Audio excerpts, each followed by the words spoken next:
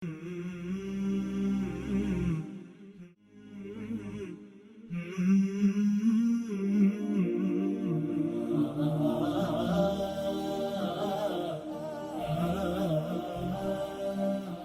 پوچھ رہے تھے آپ؟ غصے میں صبر و برداشت کیسے کریں؟ غصہ بہت آتا ہے. ہاں غصہ بہت آتا ہے. غصہ جو ہے نا وہ ایک صفت ہے. جائز جگہ پہ غصہ ضروری ہے. جہاں پہ اسلامی احکامات کی، اللہ رسول کے احکامات کے معاملات یا کوئی کسی کے حق تلفی کے معاملات ہو رہے ہیں تو وہاں پہ ضرورت ہے جتنا غصہ ہے وہ کرنا وہ ضروری ہوتا ہے. اور ساتھ ساتھ یہ کہ جو ہے نا یہ ایک صفت ہے.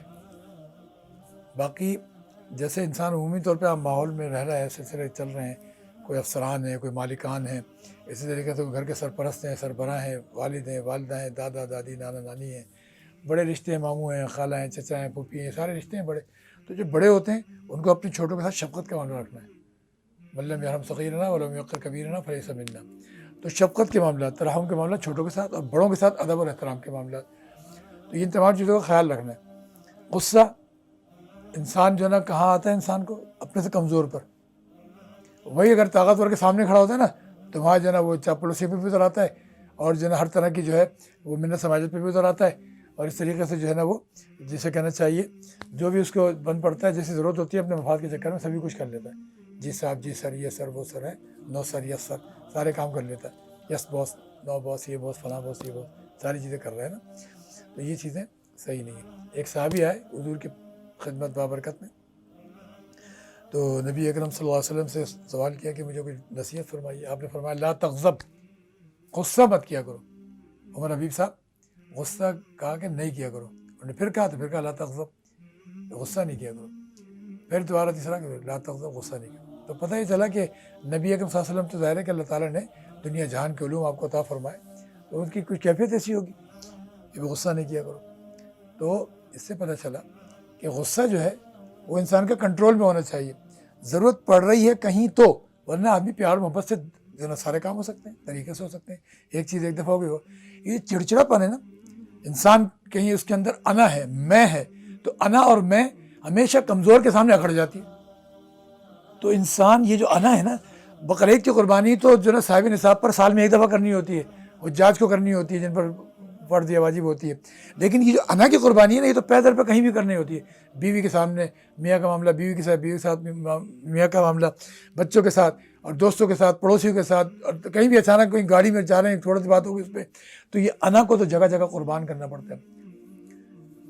انا جو ہے، انا جب تک فنا کے ہاتھ پر بیعت نہیں کرتی، انا جب تک فنا کے ہاتھ پر بیعت نہیں کرتی تو نماز عشق سے دل کی جبیں محروم رہتی ہے. نماز عشق سے دل کی جبیں محروم رہتی ہے. تو یہ انا اور فنا والے جو معاملات ہیں کو سمجھنا ہے، تو اس لیے غصہ نہیں کرنا ہے. اور وہ لوگ کہتے ہیں جیسے نا مشہور میں ایک مضمون گزرا نظر سے کہ اگر کوئی امیر آدمی، دولت مند آدمی، مالدار آدمی کو کرے نا غصہ، تو لوگ کہتے ہیں صاحب کا بلڈ پریشر ہائی ہو گیا ہے، صاحب کا بلڈ پریشر ہائی ہو گیا. اور اگر کوئی بیچارہ ایسے غریب، خستہ حال، پریشان حال کوئی بیچارہ ایسے وہ کر دے نا، تو کہتے ہیں اس کا تو دماغ خراب ہو گیا. یہ حالت ہے لوگوں کی.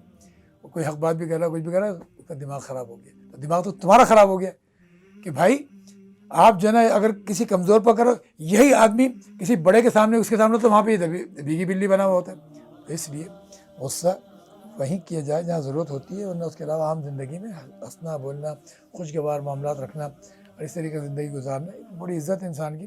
اپنے گھر بار میں بھی بیوی بچوں کے ساتھ، بھائیوں کے ساتھ، بہنوں کے ساتھ، پڑوسیوں کے ساتھ، دوست احباب کے ساتھ اچھے طریقے سے رہنا چاہیے. بعض لوگ ہیں بیوی کے ساتھ تو نا دماغ ان کا خراب رہتا ہے، اس کے خاندان کے تانے دیتے رہیں گے، اس کے تانے دیتے رہیں گے، اور دوسری غیروں کے ساتھ وہاں پہ مسکرا کے فلاں چیز فلاں چیز. وہ نہیں اپنے منٹو کر کے جو مشہور تھے، کیا نام تھا ان کا، سعادت حسین منٹو، تو ان کی بڑا زبردست لطیفہ، بڑے کام کی نصیحت کی باتیں کر رکھی ہیں. کئی جگہ بتاتے ہیں کہ کہیں جا رہے تھے نا، تو کسی فلائٹ میں تھے، کس میں تھے، خاتون سے پوچھا کہ بھئی آپ نے خوشبو بڑی پیاری لگائی ہوئی ہے، پرفیوم بڑا زبردست ہے، کیا نام ہے اس کا، میں بھی لوں گا اپنی وائف کے لیے، بیگم کے لیے. تو اس پر کیا کہا، انہوں نے فرمایا، خاتون نے جواب دیا کہ مت لیجیے گا اپنی بیگم وائف کے لیے، ورنہ کسی کمینے کو نا اس سے بات کرنے کا موقع مل جائے گا. تو دوسروں کے لیے، غیروں کے لیے تو آدمی کے بڑے خوش اخلاق. او بھائی، جو رشتے حلال ہیں، محرم ہیں، آپ وہاں پہ خوش اخلاقی دکھائیں. نامحرموں کے ساتھ آپ کیا یہ چیزیں کر رہے ہیں, کنڈے مار رہے ہیں اور جناب اس طرح کی باتیں کر رہے ہیں. جو عزت دار ہوتی ہے نا خواتین یا جو ہے نا کوئی مرد, ان کے سامنے کوئی چیز ہوتی ہے وہ ایک دم سے کہتے ہیں نہیں. کیسے کہہ دیا آپ نے, کپڑوں کی تعریف کی اس کی کسی نے کہہ دیا کہ آپ کے پتہ وہ فلاں کپڑے بڑے اچھے لگتے ہیں, وہ تو وہی جو ہے نا کلاس لے لیا. آپ کون ہوتے کہنے والے؟